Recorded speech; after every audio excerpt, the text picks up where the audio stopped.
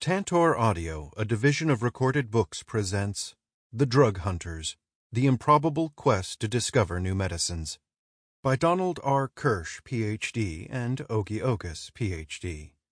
Narrated by James Foster.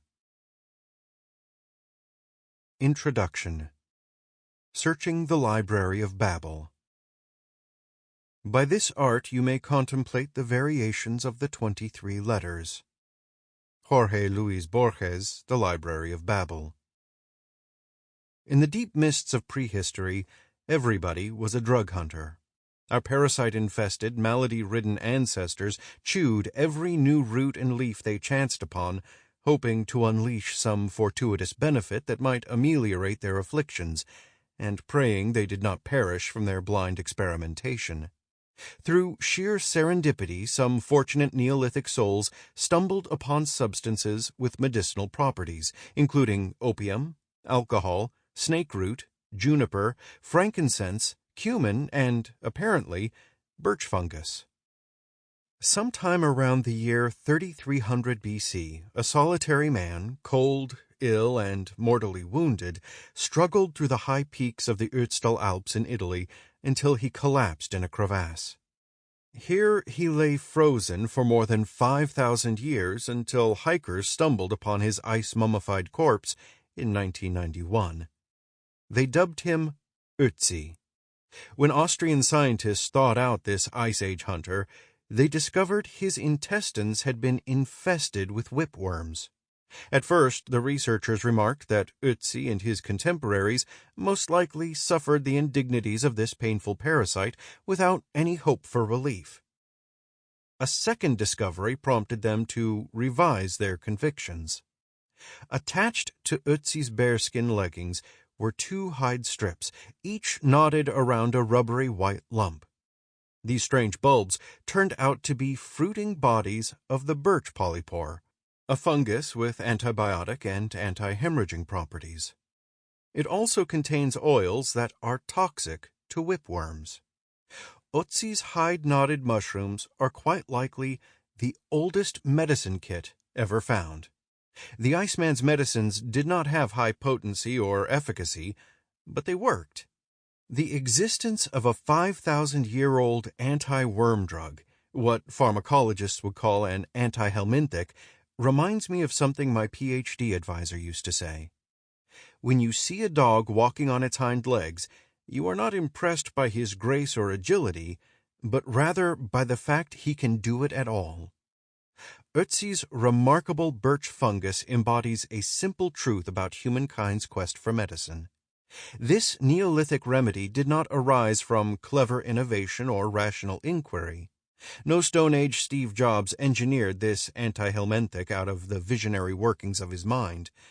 No, Ötzi's drug was the product of sheer, unadulterated luck.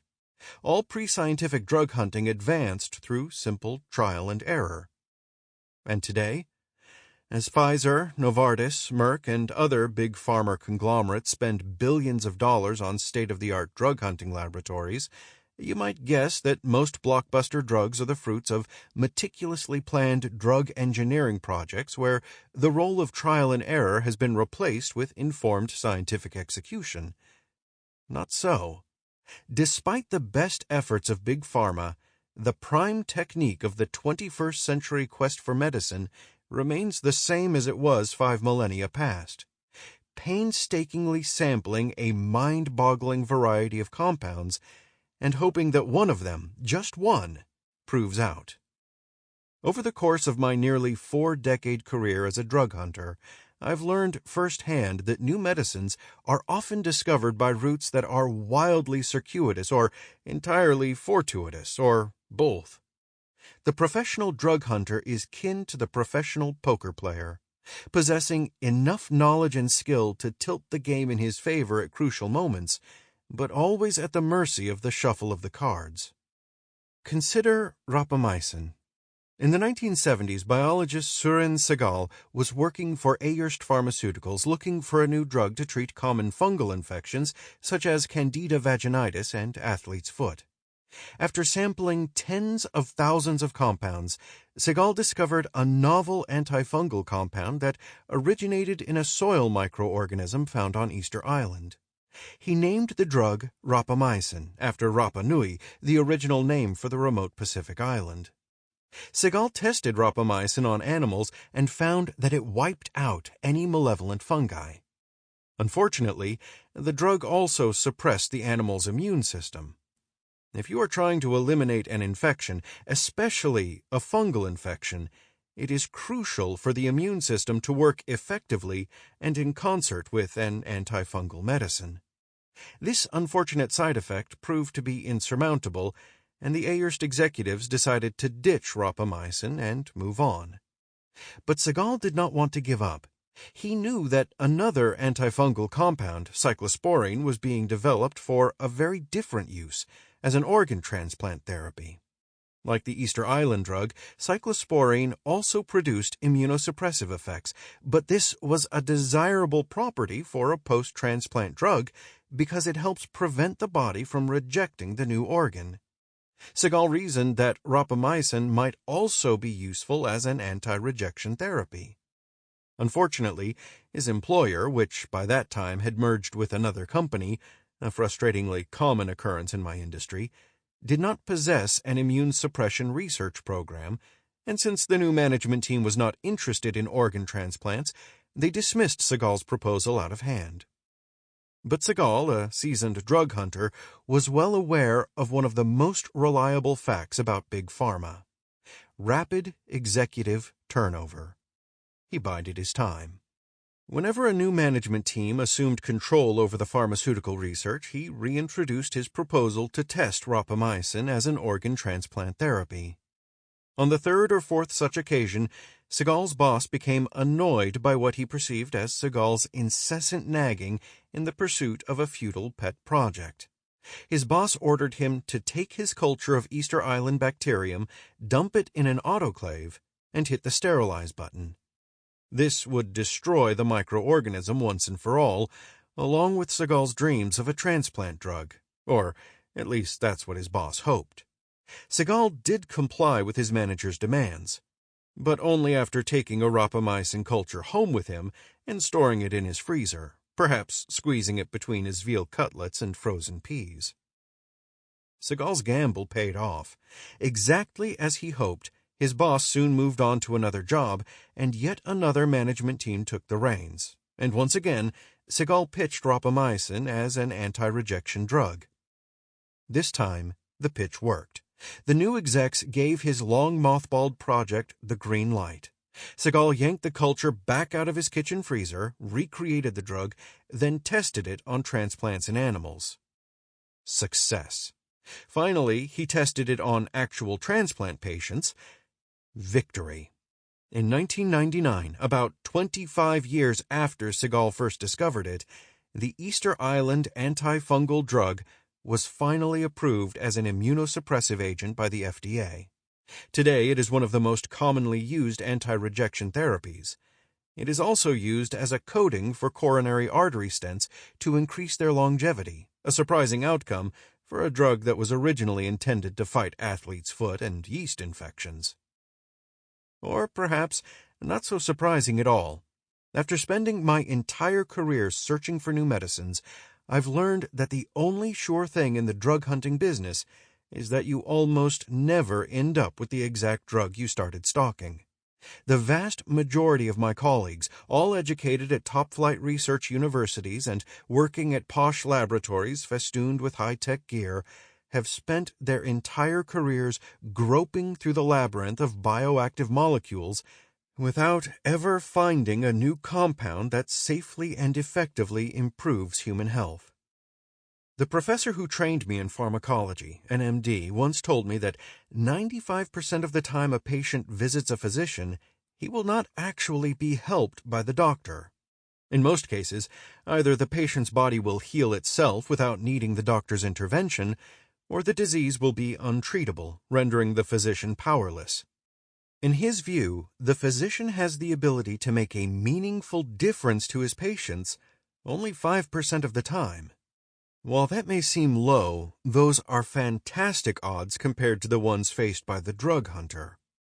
Only about 5% of a scientist's ideas for a drug discovery project get funded by management. Of these, only 2% end up producing an FDA-approved medicine. That means a drug-hunting scientist can only expect to make a difference about 0.1% of the time. Finding new drugs is so challenging, in fact, that it has led to a crisis in the pharmaceutical industry. Big pharma companies are becoming increasingly frustrated with the massive research expenditures necessary to come up with new drugs, an average of about $1.5 billion and 14 years for each FDA-approved drug, and the exasperating fact that the vast majority of their endeavors don't produce a usable drug. Executives at Pfizer recently told me they are thinking about getting out of the drug discovery industry entirely. Instead, they want to be in the drug acquisition industry. They would prefer just to buy drugs that other people have invented. Think about that. Finding new drugs is so formidable that one of the oldest, most talented, and wealthiest drug makers, the largest drug maker in the world, in fact, would rather let other people deal with the problem. So why is the degree of difficulty of finding new drugs so much greater than, say, landing a man on the moon or designing an atomic bomb? The moonshot and the Manhattan Project employed well-established scientific equations, engineering principles, and mathematical formulas. They were formidable and grueling endeavors, to be sure, but at least the researchers possessed clear scientific roadmaps and mathematical compasses to guide them. The moonshot engineers knew with certainty the distance from the Earth to the moon and how much fuel was needed to get there.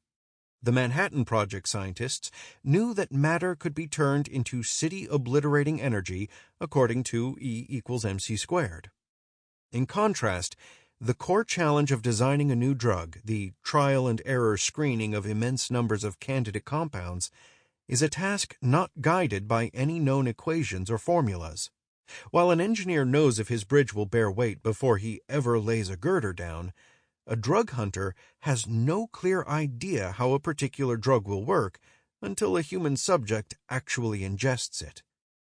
In the mid-90s, chemists at Ciba-Geigy, now part of Novartis, calculated the total number of possible drug compounds in our universe, 3 × 10⁻²⁰ power. When it comes to characterizing the size of a number, some numbers are big, some are enormous, and some are so incomprehensibly, inconceivably large that they might as well be infinity. The number 3 × 10⁻² falls into that third category. If you were able to test 1,000 compounds every second to see if any of them could serve as an effective remedy for a particular malady, say breast cancer, by the time our sun burned out, you would still not have made a measurable dent in the total number of breast cancer-fighting drug possibilities. There is a story by the blind Argentinian author Jorge Luis Borges that I think perfectly captures the central challenge of drug hunting.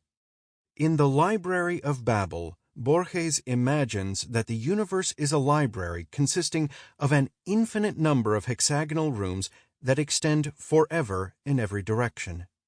Each room is filled with books. Each book contains a random arrangement of letters, and no two books are the same. Once in a while, purely by chance, a book contains an entire readable sentence, such as, "The gold is in the mountain," but, as Borges puts it, for every rational line or forthright statement, there are leagues of senseless cacophony, verbal nonsense, and incoherency. Nevertheless, the library must contain books that, purely by chance, are filled with legible, life-changing wisdom. Such books are known as vindications. In Borges' fantasy, solitary searchers known as librarians wander endlessly through the library, hoping to find these vindications. Most librarians wander through the endless hexagons in vain, spending their life coming across nothing but nonsense. But Borges notes that there are librarians who, through good fortune or sustained force of will, have managed to discover a vindication. Similarly, every possible drug is contained somewhere in the vast theoretical library of chemical compounds. There is a molecular configuration that will safely destroy ovarian cancer, another that will halt the corrosive advance of Alzheimer's, another that will cure AIDS, or maybe they do not exist at all. There is no way to know for sure. Modern drug hunters are like Borges's Babelian librarians, forever questing for life-changing compounds and always suppressing their secret fear that the vindicating medicines may never be found. The problem, ultimately, is the human body. Our physiological activity is not a closed, well-defined system like rocket propulsion or nuclear fission. It is an open and unfathomably arcane molecular system with innumerable undefined relationships among its components, rendered even more abstruse by the fact that each person's body has their own idiosyncratic structure and dynamics. We only understand a tiny fraction of these physiological relationships and have not yet deciphered how most of our body's basic molecular components actually work. Complicating matters still further is the fact that each individual has her own idiosyncratic genetic and physiological architecture, so that each person's body operates slightly or extremely differently. Even more daunting, despite tremendous advances in our understanding of cells and tissues and organs, we simply cannot precisely predict in advance how a given chemical compound will interact with a given molecule in a living body. In fact, it is impossible to know with certainty if a particular disease possesses what pharmacologists call a druggable protein or a druggable target, some specific protein associated with a pathology that can be influenced by a chemical agent. Designing an effective drug requires two things: the right compound, the drug, and the right target, the druggable protein. The drug is like a key that turns the protein lock to start the ignition on a physiological engine. If a scientist wants to intentionally influence a person's health in a specific way, to reduce depression, relieve itching, treat food poisoning, or produce any other health benefit, she must first identify a target protein that influences the relevant physiological processes in the human body, or that, conversely, interferes with the physiological processes of a pathogen. For example, Lipitor acts upon HMG-CoA reductase, the protein controlling the rate of the body's synthesis of cholesterol. Penicillin, in contrast, shuts down peptidoglycan transpeptidase, a protein required to synthesize the essential cell wall of a bacterium. But finding the drug key that will turn a protein lock, as Hamlet would say, aye, there's the rub. This is the daunting challenge for the drug hunter. Despite the humbling odds, some drug hunters, such as Søren Segal, through unwavering resolution or outrageous fortune, through individual genius or far-flung collaborations, have stumbled upon their vindications. The term drug hunters have bestowed upon the process of systematically searching through a library of compounds is screening. The prehistoric screening method consisted of snatching every new berry or leaf you came across and snorting it, smearing it, or swallowing it. After unknowable eons of our ancestors randomly sampling the natural landscape, in 1847 the first drug was discovered using a reasonably scientific method of screening. At the time, physicians were using ether as a surgical anesthetic, prompting them to reason that there could be other chemical compounds similar to ether that might work even better. Ether had a few obvious shortcomings. It irritated patients' lungs and had an unfortunate tendency to explode. So physicians knew there would be great clinical value for a new anesthetic without these issues. Since ether was a volatile organic liquid, the Scottish physician James Young Simpson and two of his colleagues decided to test every volatile organic liquid they could get their hands on. Their screening process was simple. They opened a bottle of a given test liquid and inhaled its vapors. If nothing happened, they labeled the sample inactive. If they woke up on the floor, they labeled the sample active. This screening protocol, of course, would never meet contemporary standards for laboratory safety. Benzene, for instance, is a volatile organic liquid that was widely available at the time and was almost certainly one of the compounds that Simpson screened. We now know that benzene is carcinogenic, and inhaling its vapors can cause long-term damage to your ovaries or testes. Despite the recklessness of their screening method, on the evening of November 4, 1847, Dr. Simpson and his colleagues tested chloroform. When the three men inhaled the chemical, it produced a mood of cheer and good humor, followed by collapse and unconsciousness. When they awoke hours later, Simpson knew they had identified an active sample. Hoping to confirm their findings, Simpson insisted that his niece, Miss Petrie, inhale the chloroform while he watched. The girl blacked out. It is fortunate she woke again, since we now know that chloroform is a powerful cardiovascular depressant, producing a high incidence of death when used as a surgical anesthetic. Despite these dangers, by sniffing chemical after chemical in his living room, Simpson had discovered one of the blockbuster drugs of the 19th century, a pharmaceutical origin story unlikely to be duplicated today.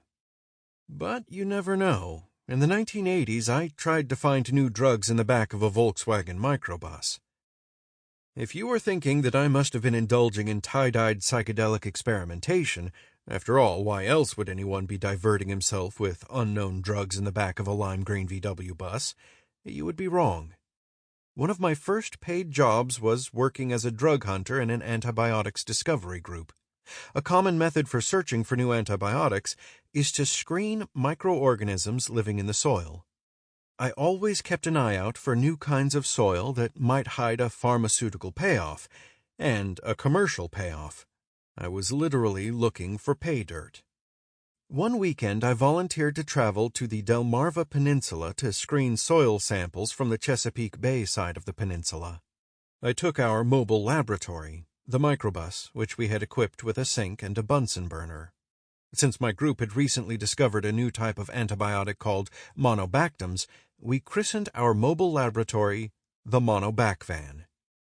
I somehow managed to recruit my wife to come with me with promises of sunbathing on the beach, but then conscripted her into driving the Monobac Van around the tight curves of the rural shoreline as I hunkered down in the back, abruptly ordering her to stop so I could dash out and fill bags full of dirt. During those moments when we were not driving or scooping up the dank, smelly Chesapeake earth, I was diluting the samples and slapping them on Petri plates. My wife was not pleased.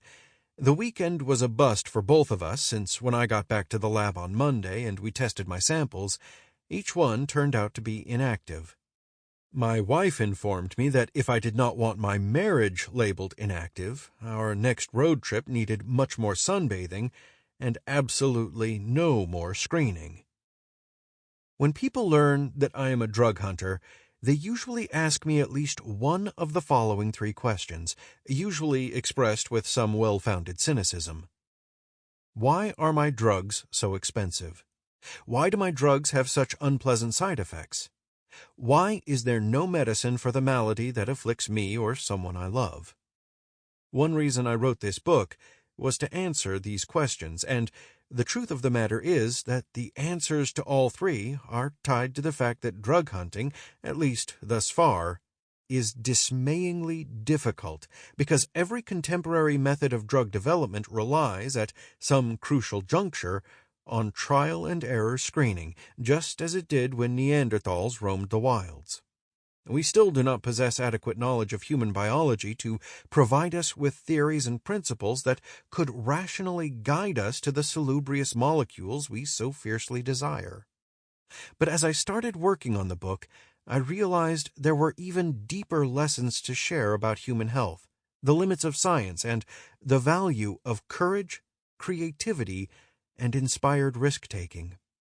In the chapters that follow, I will share the sweeping journey our species has undertaken in the quest for medicine, from our Stone Age forebears to today's big pharma megacorporations, chronicling humankind's search for elusive cures concealed somewhere within the near-infinite library of chemistry. I've tried to write in an accessible fashion that non-scientists can easily follow. I will narrate this epic adventure by telling the stories of those remarkable individuals whose intuition, innovation, perseverance, and remarkable good fortune led them to their vindication. On the way, we will try to discern what lessons they may hold for the future of our well-being. What enabled history's most successful drug hunters to discover world-changing medicines? And is there anything we can do individually or as a society to boost the odds of finding the drugs we need the most? In addition to these lofty goals, I confess I also nurse a more personal and modest mission for this book, the original inspiration that first motivated me to sit down and write. I want to share with you in unvarnished fashion what it's like to be a professional drug hunter. 1. So easy a caveman can do it. The unlikely origins of drug hunting. Among the remedies which it has pleased Almighty God to give to man to relieve his sufferings, none is so universal and so efficacious as opium. Thomas Sydenham, 17th century English physician. Our prehistoric forebears harbored an extravagant menagerie of supernatural beliefs. They believed it was possible to prepare potions from flowers that would hide you from the spears of your enemies. They thought snorting pulverized twigs would bestow the power to hear your neighbor's thoughts. They also believed with equal improbability that foul-smelling concoctions brewed from tangly roots would cure disease. Today, we find the suggestion that a chemical might endow you with invisibility or telepathy to be preposterous. On the other hand, we do not bat an eyelash at the prospect of finding healing salves within the natural world. In fact, we take Mother Nature's bountiful pharmacopoeia for granted. Yet why should the notion of botanical cures be any less outrageous than the notion of botanical telepathy?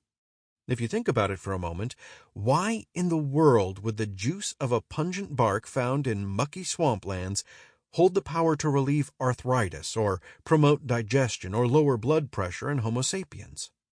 Certainly, if one imagines that all the world was created for the express benefit of humankind, with all the flora and fauna of the earth designed by a munificent deity to nourish our divinely ordained species, then we might believe it was God's will for the sap of the willow tree to assuage headaches and the leaves of the foxglove plant to relieve heart ailments.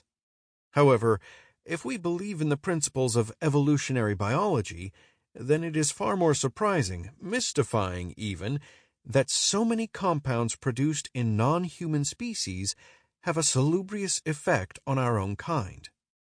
We cannot be certain that the impulse that drove the earliest humans to rifle through the leafy shelves of Mother Nature for new medicines was the same one that drove them to seek out invincibility powders and clairvoyance potions. But we do know that even the most primitive of human beings somehow plucked out effective drugs like Ötzi's parasite-slaying fungus. It is not too hard to imagine that a plant substance might kill a parasite or even a bacterium. After all, many creatures produce toxins to defend themselves against infestation. But what about a plant that assuages our pain or ameliorates our acne? Or, even more peculiar, a plant that improves our mood or expands our consciousness? It is difficult for our modern minds, used to the overflowing aisles of candy-colored pills and syrups at the local Walgreens, to appreciate just how unlikely and bizarre organic drugs truly are. But what if I told you that there was a bush whose berries, when eaten, would enable you to breathe underwater? There's not, of course, but we should feel equal skepticism and astonishment regarding the fact that the plant kingdom produces compounds that benefit our animal bodies in ways that have absolutely nothing to do with the way the compounds operate in plants. Somehow, natural remedies were exhumed and harnessed by our prehistoric progenitors, even as their understanding was laced with myth and magic. Remarkably, some of these Stone Age drugs have stood the test of time and remain in widespread use today. Opium is one. Tracing the history of opium, one of humankind's most ancient medications, will illustrate. Sample complete. Ready to continue?